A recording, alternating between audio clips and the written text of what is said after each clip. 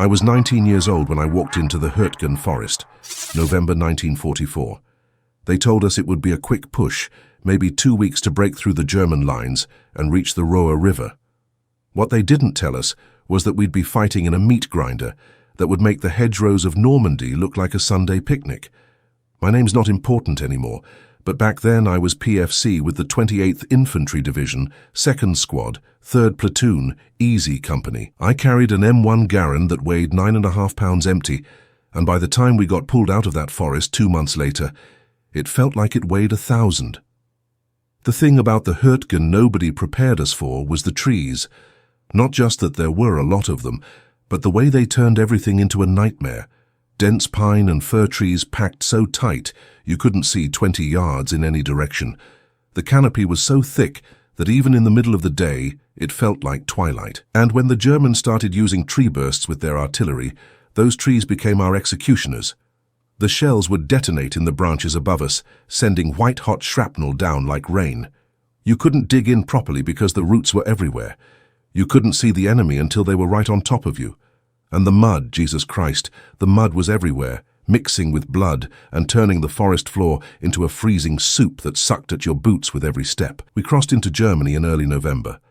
I remember Sergeant Mitchell, a guy from Ohio, who'd been with the division since North Africa, telling us that this was it, we were on German soil now, and Fritz wasn't going to give up an inch without making us bleed for it.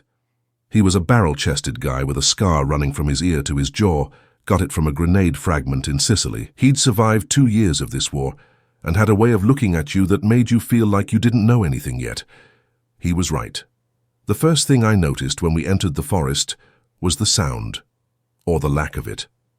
Back in basic at Camp Croft, they told us to listen for the enemy, that you'd hear them moving, hear their equipment rattling. In the Hürtgen, you didn't hear anything until it was too late. The trees absorbed everything. You'd be moving through the underbrush trying to stay quiet, and suddenly there'd be the crack of a Mauser, and someone in your squad would drop without a sound beyond the wet thump of a body hitting mud. The Germans had been there for weeks, months maybe.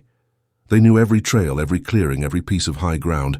They'd set up machine gun nests in concrete bunkers that our maps didn't show. They'd planted thousands of mines, the kind that would blow your leg off if you stepped wrong, or the bouncing Betty that would jump up and spray shrapnel at chest height. Our company went in with 140 men. After 3 days, we were down to 90. After a week, 60.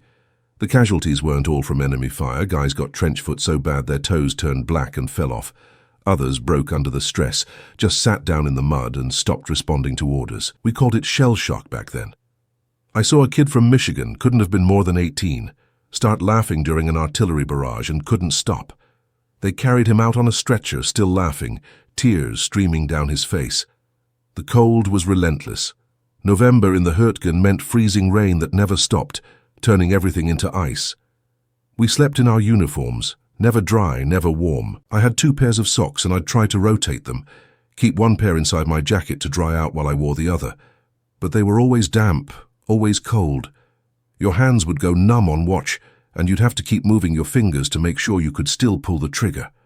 I saw guys get frostbite on their trigger fingers because they kept their gloves on too long trying to stay warm.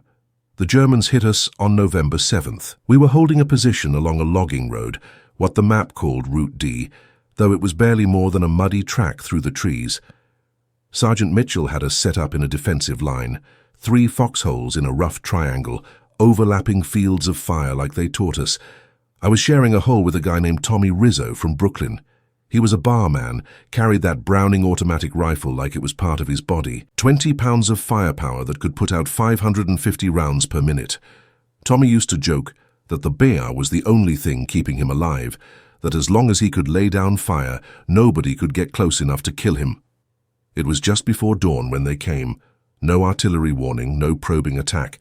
Just suddenly there were shapes moving through the trees, grey-green uniforms that blended with the forest, moving fast and low. I saw the muzzle flash of a Sturmgewehr before I heard the shot, one of those new automatic rifles the Germans were fielding. The round hit the log in front of our foxhole and sprayed bark in my face.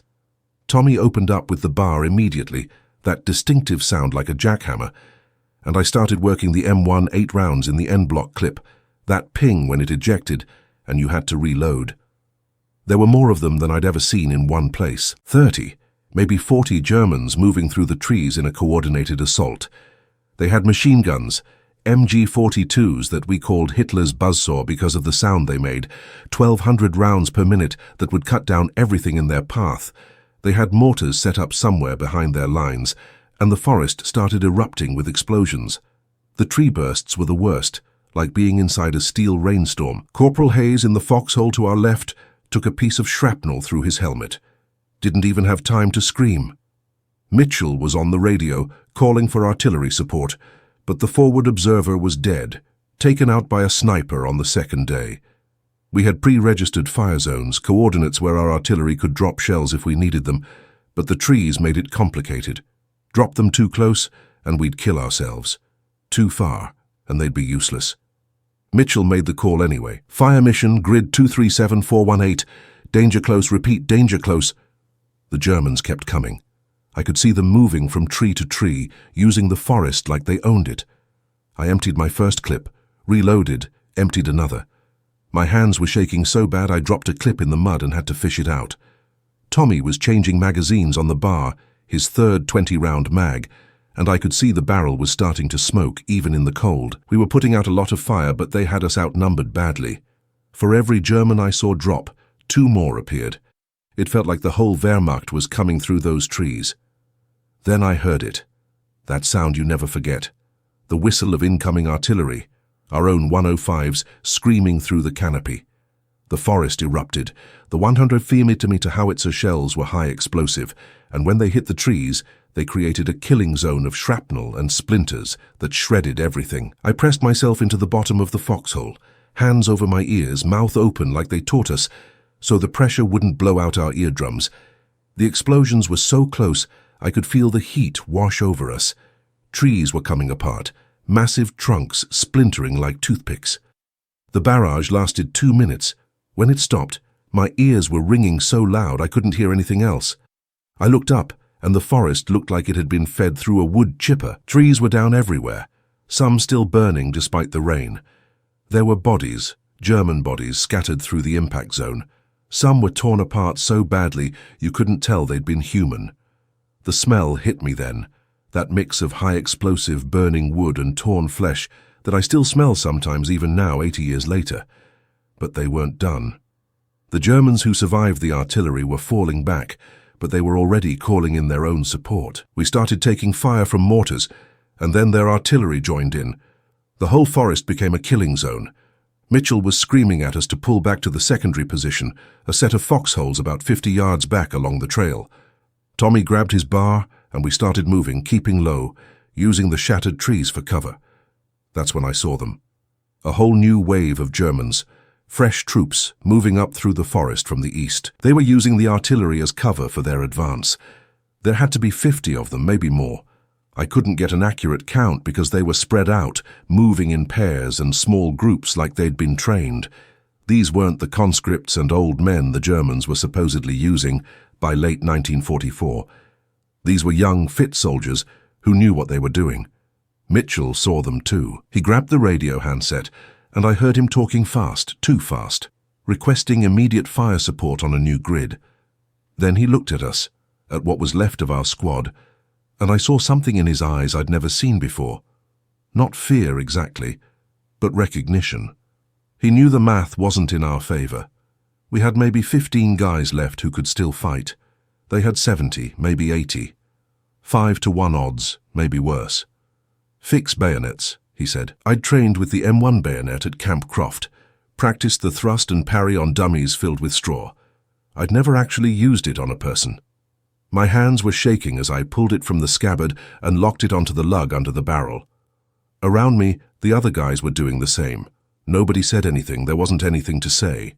If the Germans reached our position before our artillery could respond, we were going to be fighting hand to hand. Tommy was setting up the bar, bracing it against a fallen log. He had 4 magazines left, 80 rounds total. He looked at me and said, "Don't let them get close enough for me to smell them." It was the first time I'd heard his voice shake. The Germans were 100 yards out, moving carefully now, suppressing us with machine gun fire while their riflemen advanced. I could hear them calling to each other in German, coordinating their assault. They were good, professional. They'd done this before. Then the sky opened up. When I say our artillery came in, I don't mean a few shells like the first time. I mean a full fire mission from a battalion of 105s, maybe more. The forward observer must have been replaced, or maybe division artillery just decided to saturate the entire grid square. The shells came in waves, constant thunder that shook the ground and made the air vibrate. But that wasn't all. Somewhere behind us they'd brought up the 155s, the big boys, the long toms. Those shells screamed in like freight trains, massive explosions that threw dirt and trees 50 feet in the air. The forest disappeared in smoke and fire. I couldn't see the Germans anymore, couldn't see anything beyond 10 feet. The explosions were so close together, they became one continuous roar. The ground was shaking like an earthquake. A tree came down right in front of our position, missing us by maybe 5 yards. I could feel the heat from the burning wood on my face, and then, impossibly, I heard the tanks. M4 Shermans, somehow making their way up the logging road despite the mud and the debris. I don't know how they got there, how they navigated through the forest, but there they were, their 75mm guns adding to the devastation. The Shermans weren't great tanks, not compared to the German Panthers and Tigers, but in the close terrain of the Hürtgen, they didn't need to be. They just needed to exist, to add their firepower to the artillery that was turning the forest into hell. The barrage lifted after 10 minutes. My ears weren't just ringing anymore, they were screaming. Blood was running from Tommy's nose, probably from the pressure. We looked over the edge of our foxhole, and the forest was gone, just shattered stumps and craters and smoke. The German attack had been obliterated. There were bodies everywhere, some in pieces, some intact, but clearly dead. A few were still moving, crawling, trying to get away. Mitchell stood up slowly, rifle ready. "Sound off!" he called out. 9 voices answered. 9 out of our original squad of 12. We'd lost 3 more in the artillery, guys who'd been too close to the tree bursts or caught by our own shells falling short. We held that position for another 3 days. The Germans tried twice more to push through, smaller probes with maybe 20 men each time. Each time, we called in the artillery. Each time, the forest exploded and the Germans died or retreated. We weren't winning through superior tactics or courage. We were winning because we had more guns, bigger guns, and an entire division's worth of artillery ammunition to throw at them. On the 4th day, we got pulled back to a rest area 3 miles behind the lines. What was left of Easy Company, about 40 guys out of the original 140, got loaded onto trucks and driven to a field hospital that had been set up in an old German schoolhouse. They gave us hot food for the first time in 2 weeks, let us sleep on actual cots instead of frozen mud. A medic checked my feet and said I was lucky. No frostbite, just bad trench foot. He gave me dry socks and told me to try to keep them clean. I couldn't sleep that first night. Every time I closed my eyes, I saw the forest, heard the artillery, smelled the burning. Tommy was in the cot next to me, staring at the ceiling. Neither of us talked about what happened, what was there to say. We'd lived and a lot of other guys hadn't, and the only reason we'd lived was because we had more firepower than the Germans. It wasn't strategy, wasn't bravery. It was just math. Brutal, simple math. The 28th Infantry Division suffered 3,600 casualties in the Hürtgen Forest. We gained maybe 3 miles of worthless terrain, forest so torn up it was barely recognizable as forest anymore. The Germans eventually withdrew on their own terms, fell back to the Roa River like they'd been planning to do anyway. We didn't break their line. The artillery broke their ability to hold that particular piece of forest, but the line itself just moved back a few miles. Mitchell got killed 2 weeks later in another sector. Sniper round through the chest. Tommy made it all the way to the Rhine before he stepped on a mine. Lost both legs. I got through the war with nothing worse than nightmares and a permanent ringing in my ears. People ask me about the Hürtgen sometimes when they find out I was there. They want to hear about heroism, about American soldiers being brave and determined. I tell them the truth. We weren't brave. We were terrified kids who had no idea what we were doing, who survived because we had factory production lines back home, churning out shells faster than the Germans could make them. Every German we killed with steel and high explosive, not with courage or tactical brilliance. I learned something in that forest that I've never forgotten. Firepower can break any line. kill any number of enemies, turn any piece of terrain into a wasteland, but it can't win a war by itself. It can't bring back the friends you lost. It can't stop you from waking up at 3 in the morning, 60 years later, hearing the whistle of incoming artillery and smelling burning pine. The Germans were good soldiers. They fought hard, fought smart, used the terrain better than we did. But they were running out of everything by late 1944. Ammunition, fuel, food, men. We had more of everything. That's why we won in the Hürtgen, not because we were better soldiers, but because we could afford to turn an entire forest into a graveyard and still have ammunition left over. I kept that M1 Garand after the war. It's locked in a safe in my basement now, hasn't been fired since 1945. Sometimes I take it out, clean it, check the action. It still works perfectly. 9.5 pounds of American manufacturing designed to put a .30-06 round through a man at 500 yards. It did its job in the Hürtgen, did it again at the Rhine, at the Ruhr, all the way to the end. But I hate it. I hate that rifle and everything it represents. I hate that my survival depended on it, on the artillery, on the Shermans, on having more firepower than the other guy. I hate that we call it a victory when the only difference between us and them was that we had more factories, more resources, more shells to throw into the meat grinder. There's a cemetery near the Hürtgen now. American graves on ground that we paid for with 5,000 casualties. I've never been back. Can't bring myself to do it. What would I say to those guys? That their sacrifice mattered? That we achieved some strategic objective that justified the cost? I'd be lying.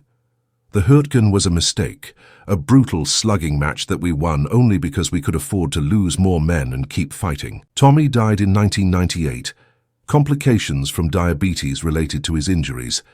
I spoke at his funeral, told stories about Brooklyn, about him and his bar, about how he saved my life more times than I could count. Didn't mention the Hürtgen, though. His wife didn't need to hear about that. His kids didn't need to know what the war had really been like. Mitchell's name is on the wall in the American cemetery at Henri-Chapelle in Belgium. I looked him up once, found out he was 26 when he died, left behind a wife and a daughter he'd never met, born 3 months after he shipped out. She'd be in her 70s now. I wonder if she knows what her father was really like, if anyone told her that he was the kind of leader who'd call in artillery danger close to save his men, who'd stand up in the middle of a firefight to make sure everyone was still alive. The thing nobody tells you about war is that the winning is worse than the losing sometimes. The Germans who died in the Hürtgen, they're dead and gone, they're suffering over. The guys like me who survived, we carried it with us, every day for the rest of our lives. The sounds, the smells, the faces of the men we lost. The guilt that we lived when better men died. The knowledge that our survival was random, arbitrary, nothing to do with skill or courage or deserving. I turned 99 years old last month. I've outlived almost everyone from Easy Company. When I die, the memories of the Hürtgen will die with me. Maybe that's for the best.